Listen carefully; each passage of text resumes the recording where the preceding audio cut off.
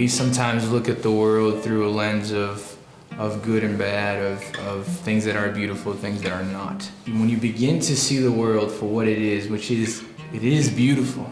If He is holding all things together, how could it not be beautiful?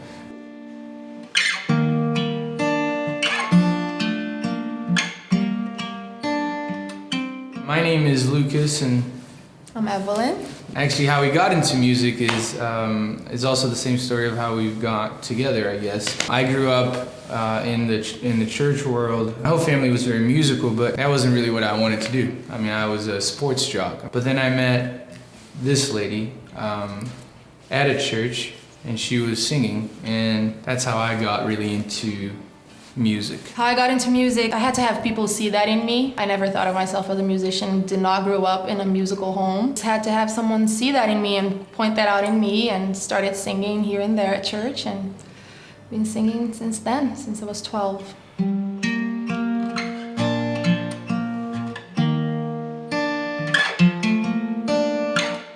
When you begin to see the world for what it is beautiful.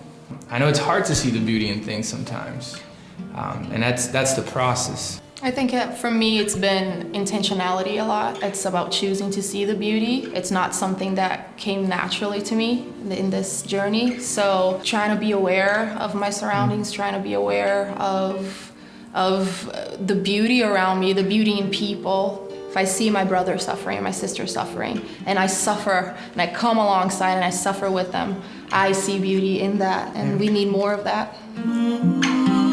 Beauty in the suffering. The biggest example for me in that is the person of Jesus on that cross. The one person who didn't deserve anything bad being done to him, He takes all of the pain, all of the shame, all of the fear, all of the suffering upon Himself. If there's beauty in that, then there's beauty in any other suffering. Again, at times while we're going through something, I don't think we have the awareness to see the beauty. A lot of the times it takes years, for us to look back and go, what has happened from that suffering, from that pain, has turned into something beautiful. 99% of the songs are a response to something that we have lived through, that we see people going through, to the world around us. The response, always. Writing the song, again, this idea of taking the person of Jesus on the cross and taking us and asking the question, are we beautiful?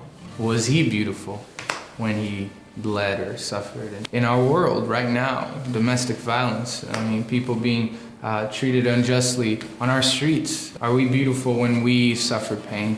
Towards the end of the song, it was just what we believe to be true, which is that all things are being made new and beautiful.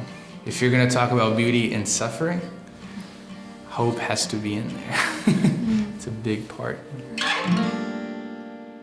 I think the beauty of the God that we serve, He doesn't only promise to take us out of the storm, He promises to be with us through the storm. And my hope is that we as a people, we can make that a reality. We can be there for people through the suffering.